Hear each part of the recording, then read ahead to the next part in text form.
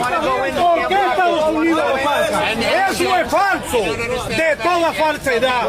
Vayan al país y vean, es una economía muy pequeña y muy estrecha para mantener, coño, 3 millones de haitianos.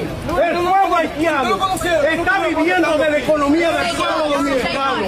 Eso es mentira, eso es mentira, eso es mentira. El gobierno dominicano le da al dominicano. El gobierno dominicano le da al dominicano. Lo que el dominicano busca y se merece.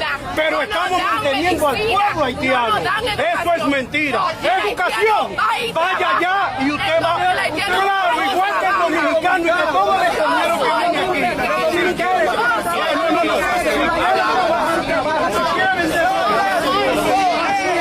Tranquilo, tranquilo. No racismo RD. No racismo RD. No racismo RD. No racismo RD. No racismo RD. No racismo RD.